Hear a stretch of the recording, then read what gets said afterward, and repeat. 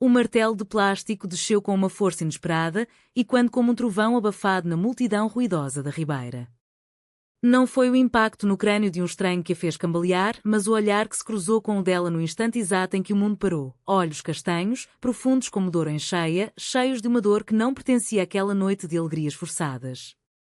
Maria sentiu o coração saltar no peito, como se o São João inteiro, com suas fogueiras e seus martelos, conspirasse para revelar o que ela havia enterrado há anos sob as calçadas de Porto.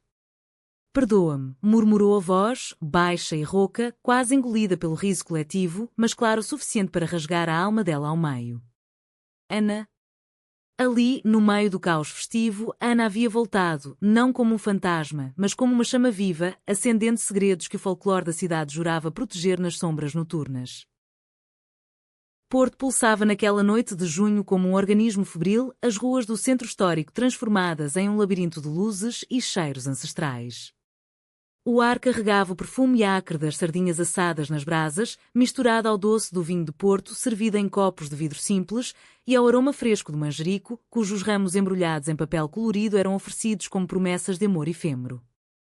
Era a festa de São João, o coração batente da cidade invicta, onde o povo ribeirinho se entregava ao ritual pagão disfarçado de santo. Martelos de plástico batendo em cabeças alheias como saudação brincalhona, fogueiras crepitando nas margens do rio, e o céu rasgado por fogos que pareciam ecoar os suspiros reprimidos de gerações. Para os portuenses, São João não era mera celebração, era catarse, um momento em que o atlântico bravio da alma se derramava nas ruas, lavando pecados e reacendendo paixões adormecidas. Maria, aos 32 anos, conhecia cada recanto dessa loucura coletiva.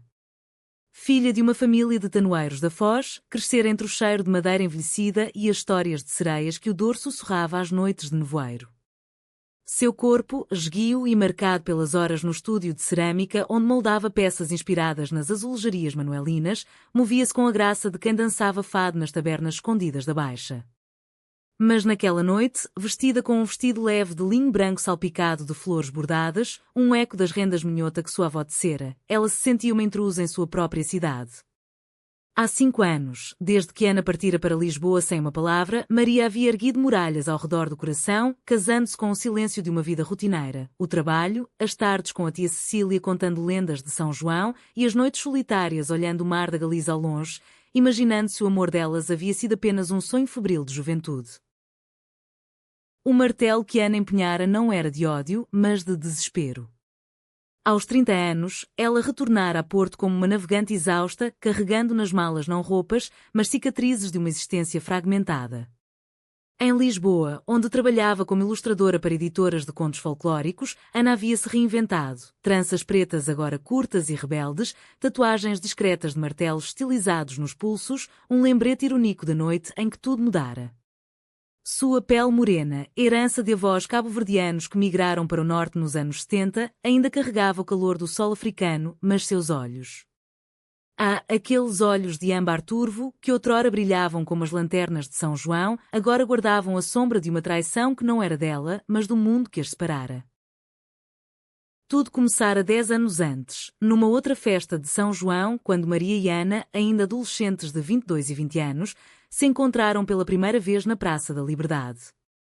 Maria, estudante de artes na Universidade do Porto, esbarrara em Ana, uma recém-chegada de uma família de pescadores da Póvoa de Varzim, que vendia ramos de manjerico para pagar os estudos de ilustração. O toque fora casual, um ramo roçando os dedos, mas o olhar. O olhar durara uma eternidade, como se o rio Douro parasse de fluir para testemunhar. Naquela noite, entre o som dos martelos e o crepitar das fogueiras, elas se beijaram pela primeira vez, sob o manto de estrelas que pareciam aprovar o segredo. És o meu São João particular, sussurrara Ana, os lábios quentes contra o pescoço de Maria, enquanto o cheiro de alho e pão de alfarrobas envolvia. Foi o início de um amor que floresceu nas sombras das vielas, longe dos olhares julgadores da sociedade portuense, ainda presa às teias conservadoras do catolicismo ribatejano misturado ao orgulho tripeiro. Mas o amor, em Porto, é como o vinho, envelhece com doçura, mas pode azedar se não cuidado. A família de Maria, devota e enraizada nas tradições da Irmandade de São João Batista, via na sobrinha uma herdeira das virtudes minhota, casada, mãe, guardiã do lar. Quando descobriram os encontros clandestinos, um beijo roubado numa taberna da Rua das Flores, flagrado por um primo fofoqueiro, o escândalo irrompeu como uma fogueira mal controlada. És uma vergonha para o sangue dos nossos, gritara o pai de Maria, um homem de mãos calejadas pelo vinho, batendo o punho na mesa de carvalho como se fosse um martelo de São João. Ana, por sua vez, enfrentou o peso da marginalidade. Sua mãe, viúva e costureira, chorara noites inteiras, murmurando orações a Nossa Senhora da Agonia, temendo que a filha perdesse a alma num mundo que ainda sussurrava pecado para amores como delas. A separação fora imposta, não escolhida. Ana fugira para Lisboa com uma bolsa de estudos forçada, prometendo escrever, mas as cartas nunca chegaram, interceptadas pela família de Maria, que as queimava nas lareiras de inverno como ofrendas a um Deus vingativo. Maria, devastada, enterrou o luto no trabalho, moldando azulejos com motivos de amores impossíveis, sereias abraçando marinheiros afogados, rosas entrelaçadas por espinhos. Casou-se com João, um professor de história local, num casamento sem alma, realizado na Sé do Porto sob os vitrais que pareciam julgar. Ele era gentil, um homem de bigode grisalho e histórias sobre D. Afonso Henriques, mas o toque dele era como o granito frio das muralhas da cidade, sólido, mas sem calor.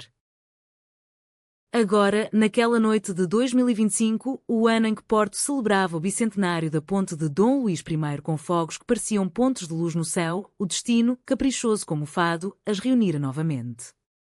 O martelo de Ana acertara Maria por acidente, no meio da multidão que dançava ao som de concertinas e tambores.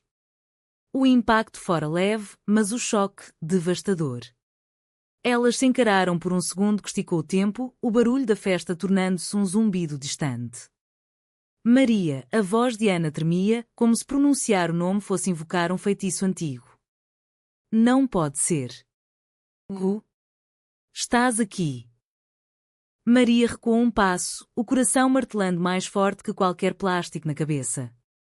Ana. 5 anos. E tu apareces agora, como se o São João te trouxesse de volta dos mortos? As palavras saíram afiadas, carregadas do rancor que ela havia polido como uma peça de cerâmica. Ao redor, casais riam, crianças corriam com martelos improvisados de varas de bambu e vendedores gritavam manjerico. Amor eterno por uma moeda. Mas para elas, a ribeira era um palco vazio, iluminado apenas pelo brilho úmido nos olhos uma da outra. Ana estendeu a mão, o pulso tatuado visível sob a manga da blusa de algodão florida. Eu escrevi. Centenas de cartas. Mas elas nunca chegaram, não é? Tua família. Eles me odiavam, Maria. Me viam como o demonío que te arrastava para o abismo. Lágrimas escorreram, misturando-se ao suor da noite quente. Eu parti porque te amava demais para te ver sofrer mais. Em Lisboa tentei esquecer, mas cada desenho que faço, cada ilustração de lendas nortenhas, tem teu rosto escondido nas sombras. Maria sentiu o mundo inclinar, como se o Douro resolvesse inverter seu curso.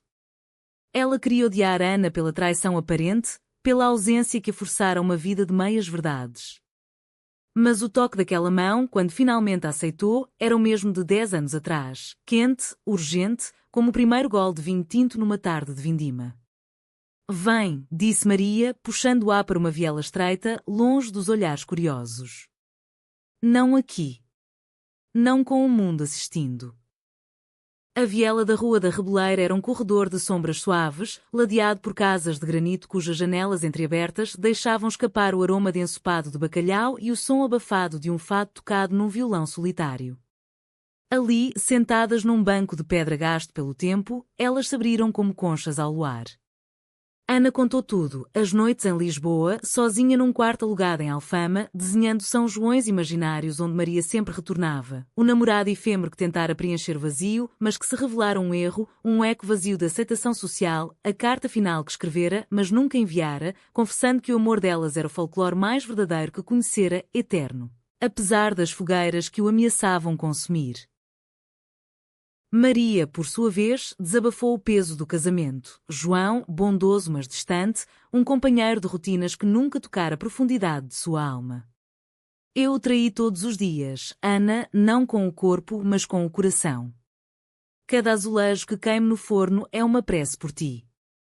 Ela mostrou a Ana uma pequena peça no bolso, um medalhão de cerâmica com duas figuras entrelaçadas, inspirado nas tapeçarias de Guimarães. És tu e eu, no nosso São João perdido. A conversa fluiu como o vinho nas adegas do Vila Nova de Gaia, doce e inebriante. Elas riram de memórias bobas, a vez em que fugiram para a praia de Matosinhos e Ana desenharam um coração na areia com conchas, só para ser apagado por uma onda traidora, e choraram pelas perdas. A avó de Maria, que morrera sem saber do amor da neta, sussurrando em seu leito de morte lendas de amores proibidos entre as lavradeiras do Minho. Pela primeira vez em anos, Maria sentiu-se vista não como a ceramista devota ou esposa exemplar, mas como a mulher que o dor moldara, forte, mas vulnerável às correntes do afeto. Mas o reencontro não era isento de sombras. Enquanto a noite avançava e os fogos iluminavam o céu em arcos de prata, um vulto surgiu na entrada da viela. João, o marido de Maria, com um ramo de manjerico na mão, o rosto marcado pela preocupação de quem procurava a esposa perdida na multidão. Maria? Onde estavas? A tia Cecília está preocupada. Seus olhos, ao cair sobre Ana, congelaram em reconhecimento. Ele sabia. Não dos detalhes, mas do rumor familiar, do silêncio que pairava como nevoeiro sobre o casamento deles. O ar ficou denso, carregado de não ditos. Ana se levantou, o corpo tenso como uma corda de concertina. Eu devia ir. Não quero complicar mais. Mas Maria segurou pelo braço, os dedos cravando na pele como âncoras. Não. Rica. João merece saber. Nós merecemos. Virando-se para o marido, com a voz firme como o granito da Torre dos Clérigos, ela disse: João, esta é Ana. A mulher que eu amava antes de ti. E que ainda amo. O silêncio que se seguiu foi mais alto que os martelos da festa. João, homem de poucas palavras mas de coração amplo como o cais da ribeira, baixou o ramo de manjerico. Seus olhos, castanhos e cansados, passaram de Maria para Ana e vice-versa, como se medisse o peso de anos não vividos. Eu sempre soube que havia algo, Maria. Não o quê, mas o vazio. Se isto te faz feliz. Talvez seja hora de libertar. Não era raiva, mas resignação, a de um portuense que conhece o sabor amargo da francesinha mal temperada, mas ainda assim a come com apetite. Aquele momento marcou o primeiro conflito, o primeiro martelar no coração da narrativa delas. Enquanto o trio caminhava de volta à praça, o ar entre eles crepitava como as fogueiras de São João. Ana sentia o peso da culpa, havia retornado egoisticamente, sem medir as ondas que agitaria no porto tranquilo de Maria. Maria, dividida entre o alívio da verdade e o medo da rejeição familiar, apertava a mão de Ana como se fosse um talismã contra o julgamento iminente. João, em silêncio, carregava o ramo como uma cruz, questionando se sua gentileza era força ou mera covardia. A noite prosseguiu em uma dança precária de aparências. Eles se juntaram à multidão na ponte Dom Luís I, onde casais pulavam fogueiras simbólicas para afastar maus espíritos, um ritual que, naquela hora, parecia profético. Maria e Ana, separadas pela etiqueta mas unidas por olhares furtivos, sentiram o calor das chamas lamber suas peles, purificando o passado. Mas o verdadeiro fogo acenderia no dia seguinte, quando a família de Maria, reunida para o almoço de Santo António na casa da tia Cecília, descobrisse o segredo através de um primo intrometido que vira a cena na viela. Cecília, uma senhora de 70 anos com o rosto sulcado como as vinhas do Douro, era o pilar da família, guardiã de receitas de tripas à moda do Porto e de histórias que misturavam santos com bruxas das serras. Ao ouvir o boato, seus olhos se arregalaram como os de uma santa ingrácia em azulejo. Maria, filha, o que é isto? Amor de mulheres? Aqui, na nossa Porto Católica, onde São João nos ensina a pureza? A mesa, coberta de pratos de cabrito assado e pastéis de nata, virou um tribunal. O pai de Maria, agora viúvo e mais amargo que o vinho verde, bateu o copo na madeira. Eu te criei para honrar o nome da família, não para nos arrastar à lama dos boatos. Ana, convidada por insistência de Maria, sentou-se à mesa como uma intrusa, o coração batendo forte sob a blusa. Ela tentou falar, invocando o folclore que tanto amava. Tia Cecília, o São João não é só de martelos e santos. É de amores que florescem no escuro, como o manjerico que oferecemos. Na Póvoa, contam que as sereias do mar amam sem distinção de gênero e o Atlântico as abençoa. Mas as palavras caíram em ouvidos surdos, afogadas pelo choro da mãe de Maria, que via na filha o reflexo de sua própria juventude reprimida. O conflito escalou quando o primo, um jovem advogado de aspirações políticas, ameaçou espalhar o escândalo para proteger a honra familiar. Pensa nos sobrinhos, Maria. Num Porto que ainda vota em tradições velhas. Era a traição em sua forma mais vil, não uma lâmina, mas um sussurro venenoso, e quando as hipocrisias da sociedade portuense, onde o turismo celebrava a diversidade nas ruas engalanadas, mas as famílias fechavam portas aos amores que desafiavam o status quo. Maria, ferida mas resoluta, levantou-se da mesa, derrubando um copo de vinho que se espalhou como sangue nas toalhas brancas. Basta!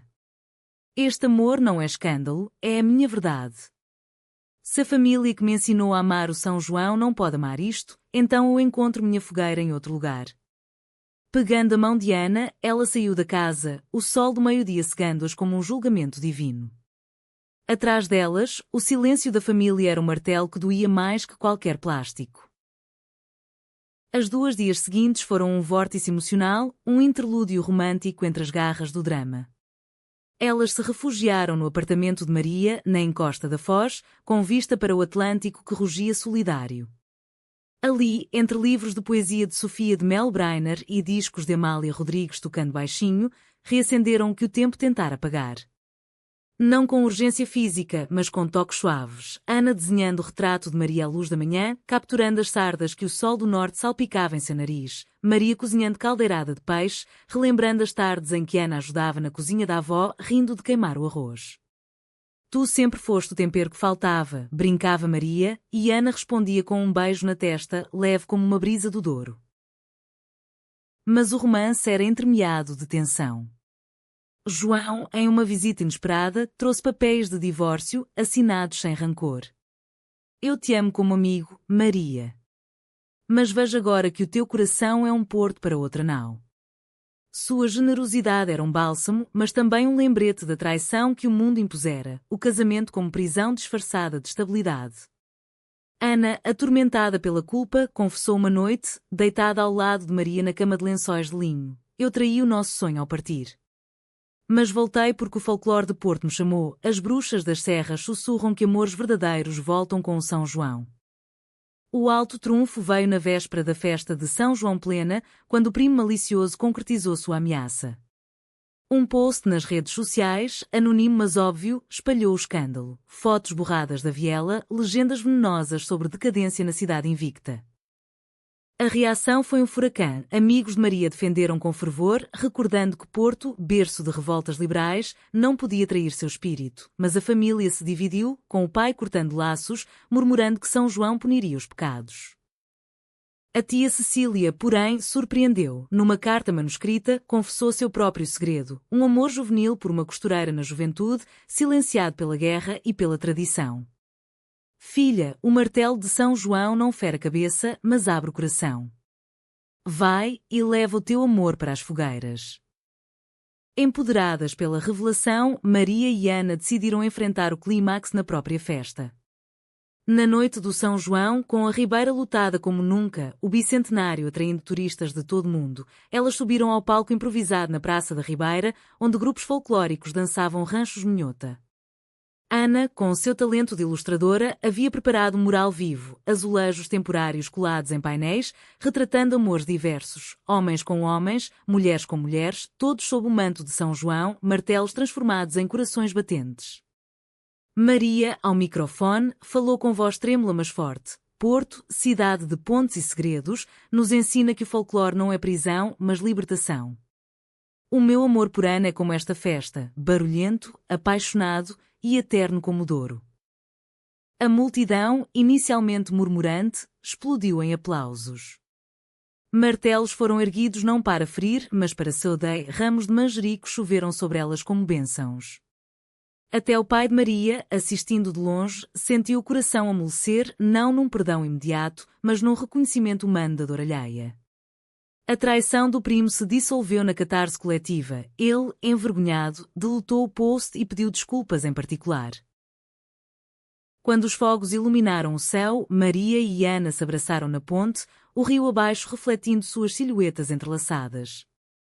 Não era um final de conto de fadas. A família levaria tempo para curar e a sociedade portuense ainda carregava ecos de julgamento. Mas era humanamente belo. Um amor que, como São João, transformava o caos em luz, os martelos em batidas de corações fortes. Elas partiram para uma vida nova, talvez em Lisboa ou na Póvoa, mas sempre ancoradas em Porto, onde os segredos noturnos, uma vez iluminados, florescem como manjerico no verão eterno. A aurora do dia seguinte à grande noite de São João encontrou Maria e Ana caminhando pela marginal da Foz, onde o Atlântico se espatifava contra as rochas com a fúria de um amante rejeitado. O sol nascente tingia o horizonte de laranja e rosa, como se o céu portuense, envergonhado pelo drama da véspera, tentasse se desculpar com uma paleta de azulejos renascentistas. Maria, ainda com o vestido branco agora amarrotado e salpicado de cinzas das fogueiras, segurava um medalhão de cerâmica como um amuleto. Sentes o mar chamando, Ana? Como se ele soubesse que voltamos para casa. Ana, com as tranças desgrenhadas pelo vento salgado, sorriu, um sorriso cansado, mas genuíno, daqueles que o norte reserva para quem sobrevive às suas tempestades. O mar sempre soube amor. Ele guarda segredos melhores que qualquer viela de Porto. O apartamento de Maria, um ninho aconchegante no terceiro andar de um prédio azulejado da rua de D. Manuel, recebia-as com o silêncio acolhedor de quem espera retorno dos pássaros migradores. João havia partido na manhã anterior, deixando uma nota simples sobre a mesa da cozinha. Cuida dela como eu nunca soube. E obrigada pela verdade. O divórcio seria formalizado em semanas, mas o adeus já fora dito na ponte, sob os fogos que pareciam aprovar a dissolução. Maria preparou café forte, coado na cafeteira de alumínio herdada da avó, e pão de avinhos com queijo de serpa, um pequeno ritual minhoto para curar feridas da alma. Sentadas à janela, com vista para as ondas que lambiam a praia de porcelana, elas conversaram sobre o futuro, um território inexplorado e tentador como as rotas dos descobridores quinhentistas. Queres ficar em Porto? Perguntou Maria, os dedos traçando padrões invisíveis na mesa de madeira de castanho, e quando os veios das barricas de vinho que seu pai ainda envelhecia nas caves familiares. Ana hesitou, o olhar perdido no horizonte onde o céu beijava o mar. Porto é o nosso berço, mas também a nossa ferida. Talvez Lisboa, com suas colinas e seus fados menos amargos. Ou a Póvoa, onde minha mãe ainda tece redes que prendem sonhos. O dilema era o primeiro sussurro de conflito pós-reencontro, a cidade que as unira agora as ameaçava com memórias afiadas. A família de Maria, apesar da carta de Cecília, permanecia dividida. O pai recusara uma ligação, murmurando através de um intermediário que o tempo cura, mas o sangue não esquece. E o primo traidor, embora silenciado, deixaram um rastro de desconfiança nas redes tripeiras, onde comentários anónimos ainda cutucavam como agulhas. Mas o amor delas, nesse interlúdio, era um bálsamo romântico. Ana desenhou enquanto Maria trabalhava no estúdio adjacente, um quarto iluminado por claraboias onde o torno de oleiro girava como um coração mecânico. Os esboços de Ana capturavam Maria em movimento, as mãos enlameadas moldando argila em formas fluídas, inspiradas nas curvas do Douro, o perfil sereno contra a luz, com sardas dançando como estrelas de São João. Tu és a minha musa folclórica, dizia Ana, e Maria ria, borrando argila no nariz dela em retaliação brincalhona. À noite, elas passeavam pela Avenida Brasil, parando nas gelatarias para saborear pastéis de nata quentes, relembrando como, na juventude, dividiam um só para prolongar o prazer. O toque era sutil, um braço ao redor da cintura na multidão, um beijo na têmpora ao anoitecer, mas carregado de emoção, como as letras de um fado que se recusa a ser cantada em voz alta. A tia Cecília, guardiã involuntária de segredos, tornou-se a ponte para a reconciliação familiar. Aos 70 anos, com o corpo franzino envolto em chales de lã minhota e o cabelo grisalho preso em coque austero, ela batia à porta do apartamento numa tarde chuvosa de julho, carregando uma travessa de francesinha embrulhada em guardanapo, para curar o estômago e a alma, meninas. Seu abraço Maria foi apertado, cheirando a lavanda e a incenso da igreja de São João Novo.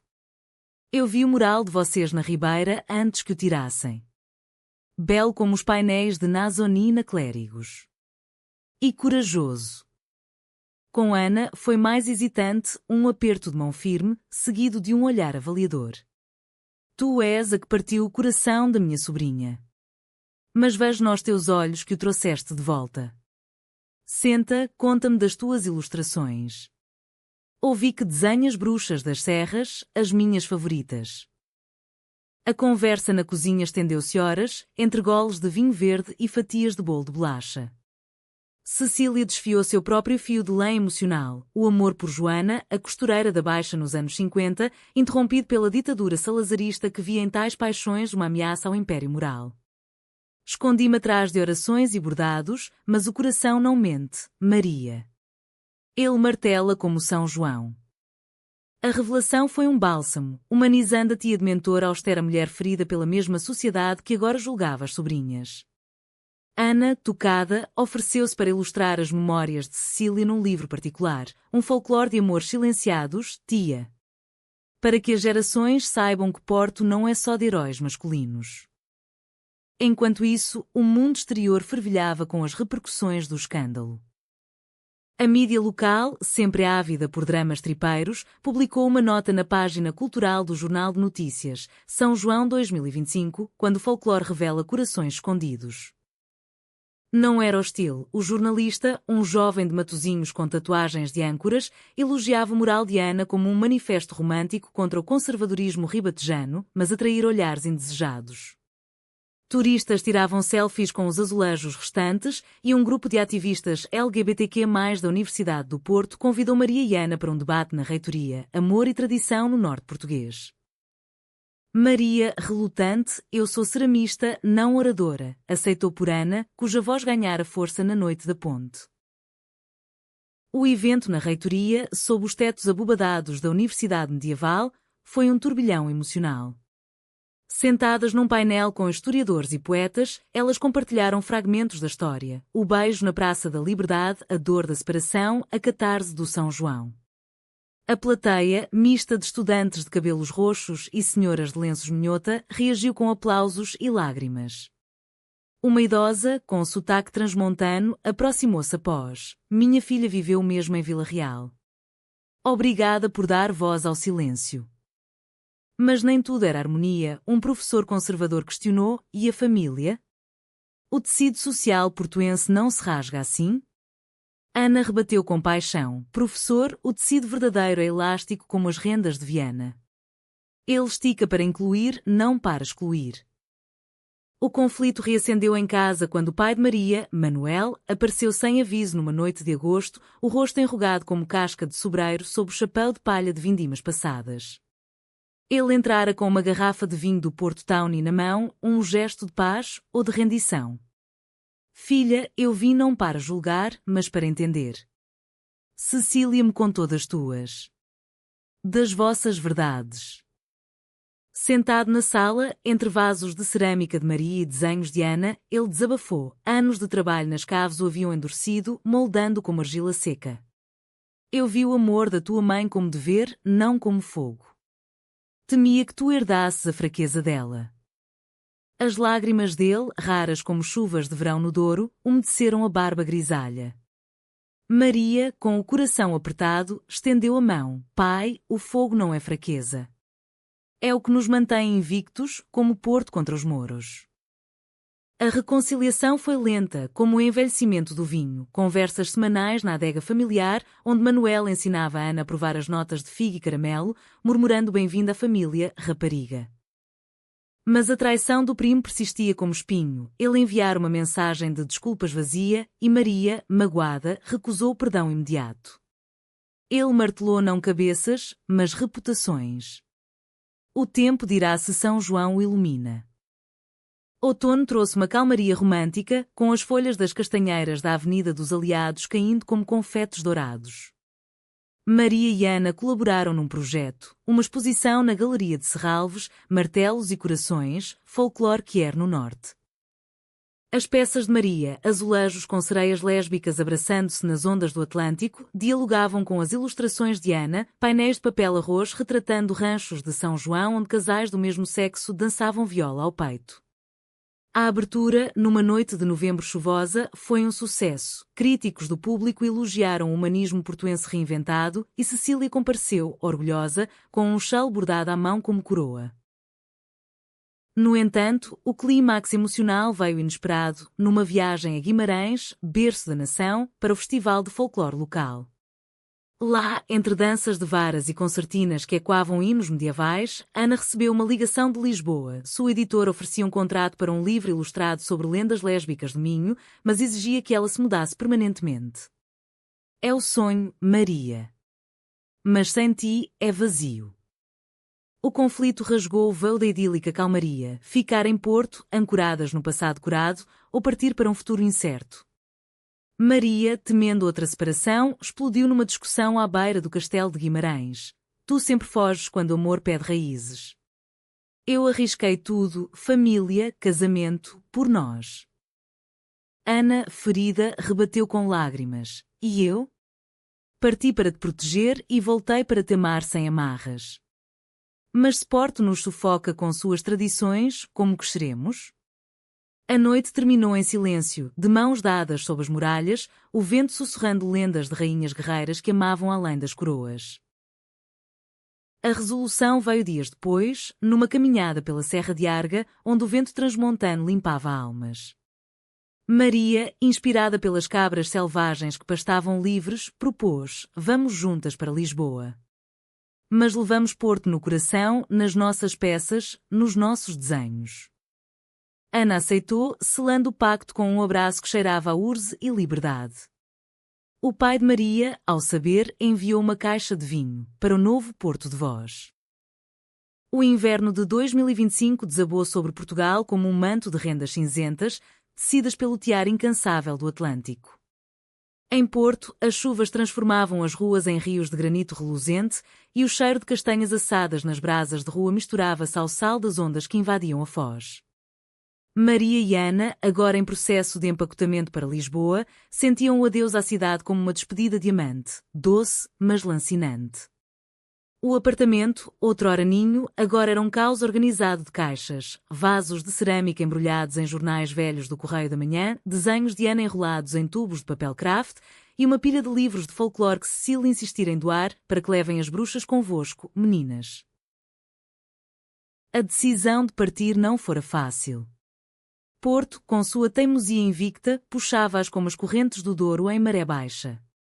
Maria, especialmente, hesitava nas noites de insomnia, olhando pela janela os faróis do molho da Lessa piscando como olhos acusadores. E se Lisboa nos engolir, Ana? Suas colinas são lindas, mas frias como o Tejo sem o calor tripeiro. Ana, mais aventureira por natureza, herança dos pescadores da Póvoa que navegavam para a Terra Nova, abraçava-a por trás, o queixo apoiado no ombro. Lisboa é ponte, amor, não prisão. E nós somos as vigas que sustentam. A mudança marcou um novo capítulo romântico, tingido de melancolia humanista. Elas alugaram um apartamento no bairro Alto, num prédio de azulejos azuis e brancos que ecoavam os de Porto, mas com vista para o castelo de São Jorge onde os mouros outrora sonhavam impérios de amor proibido. O espaço era menor, mais labiríntico, com escadas íngremes que faziam Ana rir, como subir para o céu, mas sem asas de São João. Maria instalou o torno no terraço, onde o sol de inverno filtrava através da era trepadeira, e Ana transformou a sala num ateliê de luzes quentes, iluminado por lâmpadas de papel arroz que projetavam sombras de martelos dançantes nas paredes. O trabalho em conjunto floresceu como videiras no Douro após a poda. O livro de Ana, Lendas Lésbicas do Minho, Amores entre Espinhos de Manjerico, ganhou forma, ilustrações vívidas de lavradeiras apaixonadas nas brumas de Gerês, sereias cabo-verdianas beijando-se nas praias da Póvoa, todas narradas com a prosa emotiva de uma contadora nortenha. Maria contribuiu com capas de cerâmica embutida, relevos táteis que convidavam o leitor a tocar o amor como argila fresca. A editora, impressionada, acelerou a publicação para o Dia da Mulher, com uma pré-lançamento no Lisboa Factory, o epicentro criativo lisboeta, onde o Tejo sussurrava segredos industriais.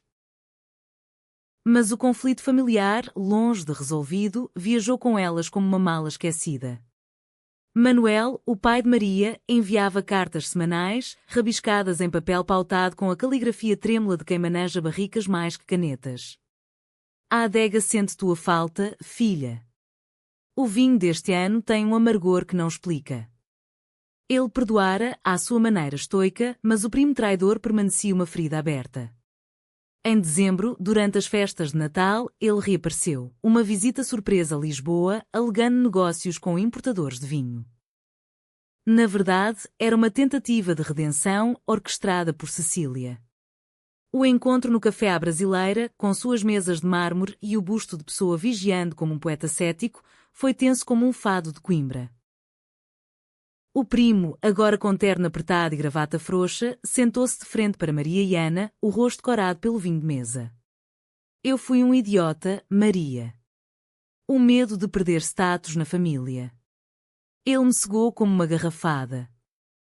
Suas desculpas tropeçavam nas palavras, mas os olhos, aqueles mesmos que flagrara o beijo anos antes, agora brilhavam com genuína contrição.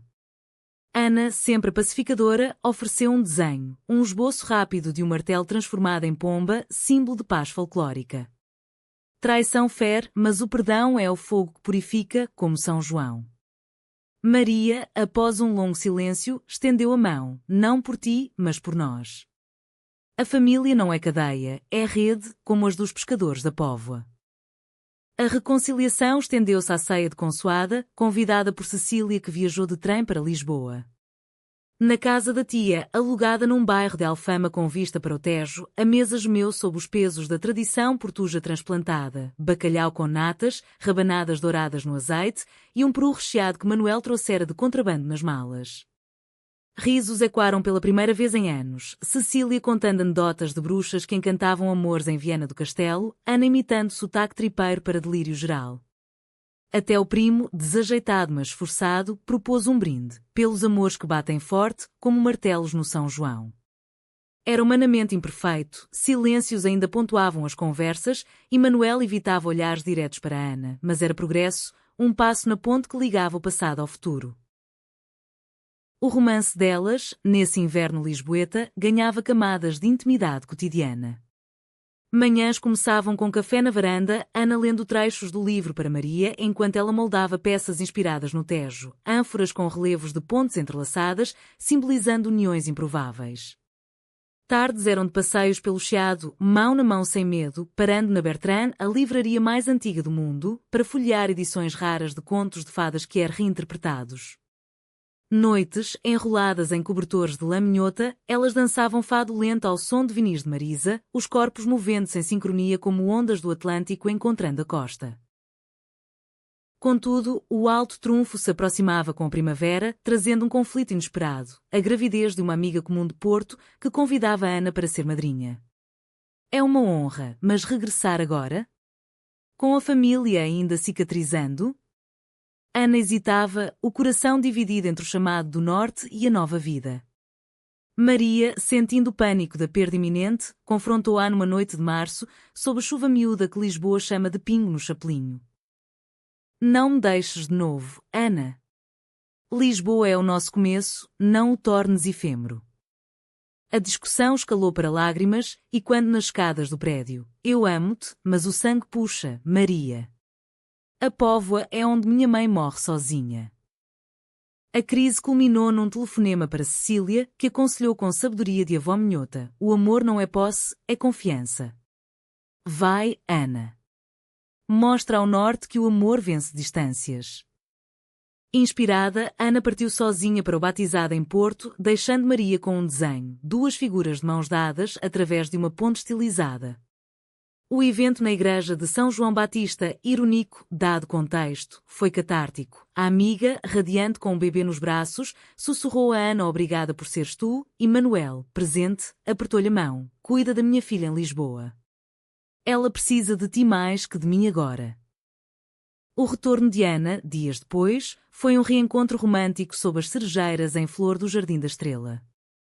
Maria esperava com um ramo de manjerico seco, relíquia do São João, e elas se abraçaram enquanto pétalas rosadas choviam como confetes. Eu vi o norte sem ti, e era cinzento. Lisboa é colorida porque estás aqui. O conflito se dissolveu em planos, visitas regulares a Porto, um ateliê compartilhado no norte para verões, e o lançamento do livro como âncora. Verão trouxe o clímax da narrativa, o lançamento em Lisboa, no Museu do Fado, com o Tejo como plateia silenciosa. A sala lotada, ativistas, familiares, críticos, aplaudiu enquanto Ana lia um trecho sobre sereias lésbicas, voz trêmula de emoção. Maria, ao seu lado, exibiu a peça central, um azulejo monumental de martelos entrelaçados em forma de coração. Cecília chorou abertamente e Manuel, na primeira fila, ergueu um copo imaginário. O primo, redimido, cobriu a logística, provando que traições podem virar lealdades. Mas o verdadeiro humanismo veio na after-party, num terraço com vista para Rio. Um jornalista conservador confrontou-as, bonito, mas viável? A sociedade portuguesa ainda julga. Ana sorriu, viável como Douro, sinuoso, mas perene. Maria acrescentou, nossos corações batem forte, o resto é folclore. O outono lisboeta de 2025 desfolhava as videiras do Douro em memórias distantes, mas para Maria e Ana era estação de colheita emocional. O sucesso do livro Lendas Lésbicas do Minho espalhou-se como vinho espumante de bairrada, resenhas elogiosas no Expresso, convites para palestras em Coimbra e Évora e até uma menção no Festival Quer Lisboa, onde o filme de encerramento ecoava temas de amores nortenhos reprimidos. Elas, agora uma dupla inseparável nos círculos artísticos, sentiam o peso da visibilidade, um manto leve, mas que roçava velhas feridas. Somos as sereias que saíram do mar, brincava Ana, traçando mapas de viagens em guardanapos de cafés do Chiado. Maria, mais introspectiva, respondia, e o mar ainda nos chama de volta, com suas ondas de dúvida. A rotina em Lisboa tecia-se com fios de romance cotidiano, tingidos de cultura portuguesa que as ancorava. Manhãs começavam no mercado da Ribeira, onde compravam alfaces frescas e queijos de azeitão, trocando olhares com vendedoras que sussurravam Deus abençoe o vosso amor, um eco da aceitação crescente pós 25 de Abril. Ana ilustrava para revistas de folclore, capturando danças de pauliteiros de Miranda com toques quer, varas entrelaçadas como amantes. Maria expandia o ateliê para workshops de cerâmica no Lisboa Factory, ensinando turistas a moldar corações de São João, peças que simbolizavam batidas fortes contra o preconceito. Contudo, o conflito familiar, como um vinho que azeda-se mal guardado, reemergiu com a doença de Manuel. Uma carta de Cecília chegou em outubro, manuscrita com tinta tremida. Teu pai caiu nas caves, filha. O coração dele, sempre forte como granito, fraqueja agora. Vem. Maria, lendo as palavras à mesa do jantar, sentiu o mundo inclinar como o Tejo em cheia. Ele me perdoou, mas e se não tiver tempo para nos ver como somos? Ana, segurando sua mão, propôs, vamos juntas. Porto nos deve um adeus digno.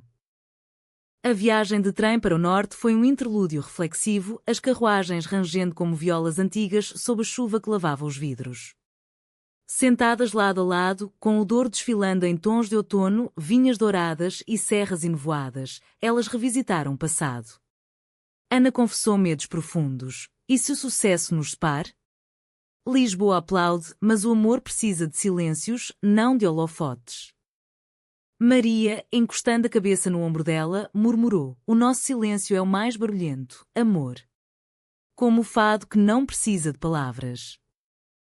Em Porto, a casa de Manuel na margem do rio era um museu vivo de tradições. Barricas empilhadas no pátio, redes de pesca penduradas como tapeçarias e uma lareira onde crepitavam lenhas de sobreiro. Ele jazia na cama de docel, o rosto pálido mas os olhos ainda faiscando com o orgulho tripeiro. Ao ver Maria e Ana de mãos dadas no limiar da porta, ele estendeu a mão calejada. Entrai, minhas filhas. O vinho me ensinou que o tempo é curto, mas o amor eterno. A conversa que se seguiu foi o ápice dramático. Manuel desfiou arrependimentos, a rigidez que herdara do pai, as cartas queimadas por medo de manchar o nome e pediu perdão com voz rouca. Eu via o teu brilho apagado, Maria, e culpava o mundo.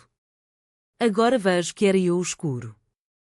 Ana, tocada, ofereceu um desenho da cama. Manuel como um navegante idoso, com Porto ao fundo, abraçado por duas figuras aladas.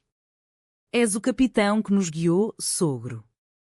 Sem ti, não teríamos velas. Cecília, ao lado, chorava baixinho, tecendo um chão novo para o genro. O São João nos ilumina até o fim, Manuel. E depois, as estrelas. Os dias seguintes foram de vigília humanista, entremeados de rituais nortenhos. Maria cozinhava tripas à moda do Porto para revigorar o pai, enquanto Ana lia lendas do livro para ele, sereias que curavam corações partidos com canções do mar. O primo, redimido pelo remorso, visitava diariamente, trazendo frutas de entre Douro e Minho e histórias de vindimas para distrair. Numa noite de lua cheia, Manuel chamou Maria à janela. Olha o rio, filha. Ele corre sem parar, como o amor deve. Cuida de Ana, ela é o teu Douro particular. Morreu ao amanhecer, pacificamente, com um som distante de gaivotas e quando como um fado final. O funeral na Sé do Porto foi uma tapeçaria de emoções, chuva fina caindo como lágrimas divinas, o sino badalando como martelos de São João e a família reunida, não sem tensões, mas com uma trégua frágil. Cecília, de luto mas ereta, sussurrou a Maria, ele partiu livre, graças a vós. Ana, ao lado, apertou a mão dela, e nós ficamos para dançar. De volta a Lisboa, o luto transformou-se em catarse criativa. Maria moldou um memorial, uma ânfora de cerâmica com relevos do Douro, inscrita com corações batentes, para Manuel, o vinho da vida. Ana dedicou um capítulo novo ao livro, sobre pais que aprendem a amar além das barricas. O romance delas aprofundou-se na dor compartilhada, noites de abraços silenciosos no terraço, contando estrelas como promessas, e caminhadas pelo Tejo onde jogavam pétalas de manjerico seco na água, invocando o espírito de Manuel. Inverno trouxe um novo conflito, uma oferta de residência artística em Berlim para Ana, com galeria interessada em suas ilustrações quer. É a oportunidade global, Maria. Mas e nós? A discussão irrompeu numa tarde de dezembro, no mirador de Santa Catarina, com o Tejo prateado abaixo testemunhando. Maria, ferida pelo fantasma da partida antiga, gritou, sempre um horizonte novo, Ana. Eu sou o teu porto, não uma escala. Ana, lágrimas misturando-se à garoa, rebateu, e eu a tua sereia? Amor não é âncora, é vela ao vento. A crise durou dias, com silêncios pesados como névoa do Douro. Cecília, visitando para Natal, mediou com sabedoria. O amor é como o fado, dórico, mas com esperança no fim. Escolhei juntas. Inspiradas, elas declinaram Berlim parcialmente. Ana aceitou uma exposição virtual, mantendo raízes em Lisboa. O reencontro foi romântico, um piquenique no Parque Eduardo VII, com pastéis de Belém e vinho de Colares, selado por votos sussurrados, para todos os portos, mas sempre juntas. Primavera de 2026 floresceu com o lançamento expandido do livro em Porto, na Livraria Lelo, o berço de Harry Potter, mas agora de lendas lésbicas. A multidão, incluindo o primo agora aliado, aplaudiu enquanto Ana e Maria liam, com Cecília na primeira fila como matriarca orgulhosa. O ciclo fechava, segredos noturnos iluminados, martelos em corações batentes. O verão de 2026 desabrochou em Portugal com um calor que lembrava as tardes preguiçosas de agosto no Alentejo, mas em Lisboa, Maria e Ana encontravam frescor nas sombras do seu amor consolidado. O apartamento no bairro Alto, agora um santuário de criações conjuntas, ecoava com o burburinho da cidade, o tilintar de elétricos amarelos subindo a colina, o canto de fadistas amadores nas escadinhas da Alfama e o aroma de jasmim que trepava pelas grades das varandas vizinhas. O sucesso do livro as transformara em vozes proeminentes do folclore queer português, convites para podcasts na RTP, colaborações com o Museu Nacional do Azulejo, mas o verdadeiro triunfo era interno, uma paz humanista, tecida com fios de perdão e aceitação. Maria, aos 33 anos, expandira o ateliê para incluir alunas de diversas origens, imigrantes cabo-verdianas aprendendo a moldar potes inspirados em rituais ancestrais, jovens lésbicas de Setúbal esculpindo símbolos de resistência. A argila não julga, dizia ela, as mãos enlameadas guiando as delas, e quando a lição de Manuel, o amor molda, não quebra. Ana, com 31, ilustrava agora para uma série de graphic novel sobre heroínas portuguesas esquecidas, rainhas, exploradoras, amantes, infundindo cada página com o calor do seu reencontro. Seus desenhos ganhavam vida em exposições itinerantes, de Lisboa a Faro, onde o público tocava as texturas como se pudesse sentir o pulsar dos corações retratados. O romance delas, maduro como um vinho do Dão, manifestava-se em gestos simples, impregnados de cultura local. Domingos eram dedicados a piqueniques no Monsanto, com queijos de picante e alheiras de mirandela, lendo poesia de Flor Bela espanca à sombra de sobreiros centenários. Tu és a minha mulher nua, sussurrava Ana, citando versos de paixão crua, e Maria respondia com um beijo que sabia azeite e ervas selvagens. Noites de lua cheia subiam ao castelo de São Jorge, onde as muralhas mouras guardavam ecos de amores antigos e dançavam ao som de um violão imaginário, os corpos entrelaçados como as eras que cobriam as pedras. Contudo, o conflito, inevitável como as marés do Tejo, surgiu com a notícia da gravidez de Cecília sobrinha, uma jovem de Porto que, inspirada pela história delas, saía do armário publicamente. O escândalo familiar reabriu velhas chagas. O primo, agora casado e pai, recuou em apoio, temendo polêmica em seu círculo conservador. Eu mudei, Maria, mas o mundo não gira tão rápido, justificou-se por telefone, a voz carregada de culpa residual.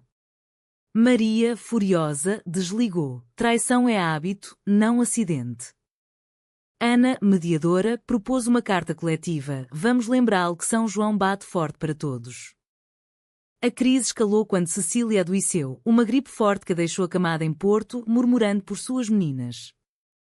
Maria e Ana viajaram imediatamente, o trem noturno balançando como um berço de contos de fadas.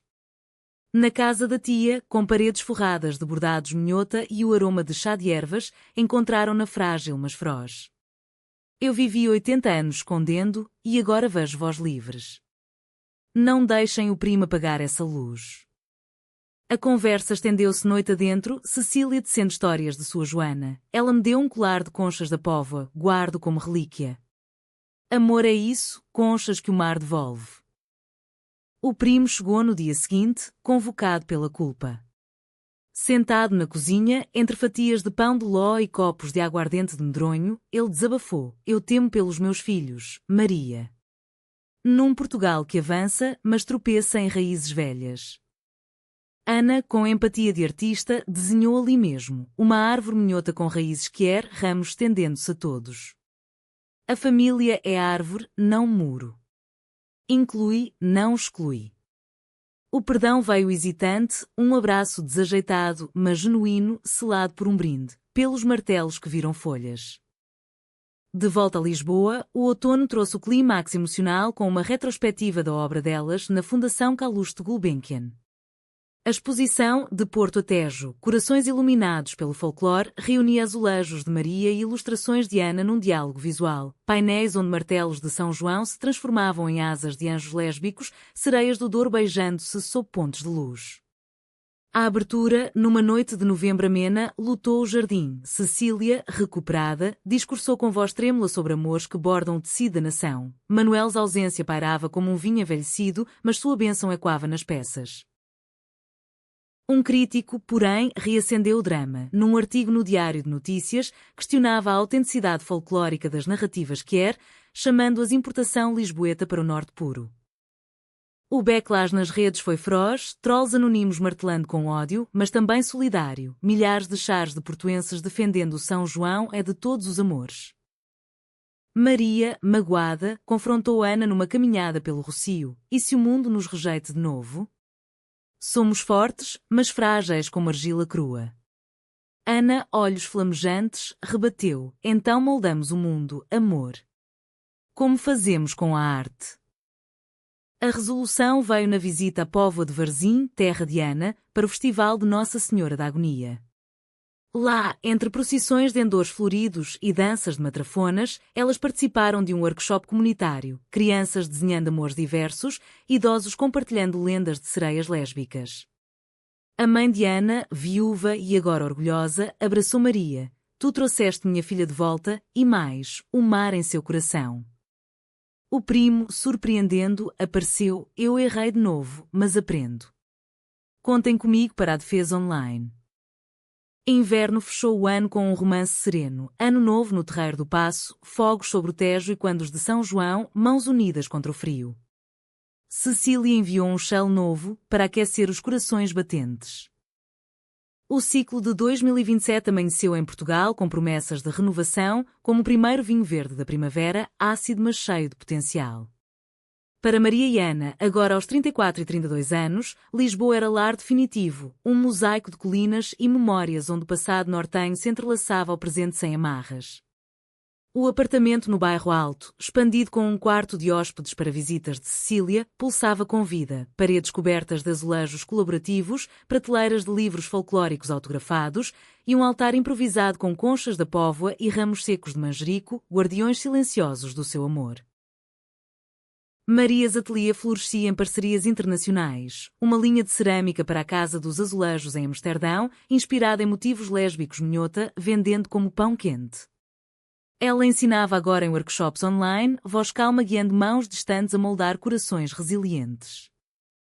Ana, contratada por uma editora global, ilustrava uma antologia de contos queribéricos, de Galiza Andaluzia, infundindo páginas com o fogo do Douro e a doçura do Tejo. Seu estilo, rico em texturas e emoções, ganhara prémios. O Gulbenkian de Ilustração, entregue numa cerimônia onde ela dedicou o troféu Amores que batem forte contra o silêncio. O romance delas, profundo como as grutas de Mira de Aire, manifestava-se em viagens rituais, verões na Póvoa, onde Ana as Meias recebia com caldeiradas de peixe e histórias de sereias, natais em Porto com Cecília, ceando bacalhau à brás sob luzes de presépio. Gestos íntimos pontuavam o dia-a-dia, Maria deixando bilhetes em desenhos de Ana, tu és o meu fado vivo, Ana cozinhando arroz de marisco para surpresas de fim de tarde. Elas adotaram um gato de rua, batizado de Martelo, que ronronava nos joelhos como um eco felino de São João. Contudo, o último conflito, sutil, mas profundo, emergiu com a proposta de adoção. Aos 34, Maria sentia o chamado maternal, quer moldar não só argila, mas uma vida, Ana. Uma filha que cresça livre em nosso folclore. Ana, marcada pela marginalidade juvenil, hesitava. E se o mundo ainda martelar? Lisboa aceita, mas o Norte. E se repetirmos padrões? A discussão, numa noite de maio no Mirador da Senhora do Monte, com Lisboa aos pés como um tapete de luzes, foi o clímax final. Eu te amo o suficiente para dividir o sonho, mas temo perdê-lo na herança de julgamentos. Dias de tensão se seguiram, com silêncios preenchidos por arte, Maria esculpindo berços vazios, Ana desenhando famílias estelares. Cecília, agora nonagenária mas lúcida como vinho velho, telefonou. Filhas, o amor é berço em si. Adotai com o coração aberto, eu serei a avó que conta bruxas sem medo. O primo, full e redimido, enviou uma carta. Eu, que traí, agora defendo. Contem comigo como tio honorário. A decisão veio numa viagem a Évora, terra de templos romanos e amores antigos, para um festival de folclore alentejano. Lá, entre canteiras de mármore e danças de colheita, elas visitaram um orfanato local, onde uma menina de 6 anos, com olhos âmbar como os de Ana e sardas como as de Maria, desenhava sereias de mãos dadas. Ela se chama Joana, disse a diretora, e quando nome perdido de Cecília. O coração delas bateu forte, sim. A adoção, um processo de meses entremeados de burocracia e esperança, culminou em dezembro de 2027. Joana chegou ao apartamento numa manhã de sol fraco, carregando uma mala de desenhos e um urso de pelúcia. Bem-vinda ao nosso São João particular, sussurrou Maria, e Ana acrescentou, onde martelos viram abraços. Cecília, visitando semanas depois, bordou um chale para a neta adotiva, para cobrir os sonhos dela com amor minhoto. O final era humanamente perfeito, não sem sombras, mas iluminado por elas. A família expandida reunia-se anualmente em Porto para um São João familiar, fogueiras no jardim de Manuel Casa, agora de Cecília, com Joana correndo com martelos de brinquedo, o primo contando piadas, histórias de segredos noturnos transformados em lendas vivas. Maria e Ana, de mãos dadas sob as estrelas, sabiam, o folclore festivo virar evento eterno de corações batendo forte, provando que, em Portugal, o amor vence como Douro, sinuoso, mas invencível.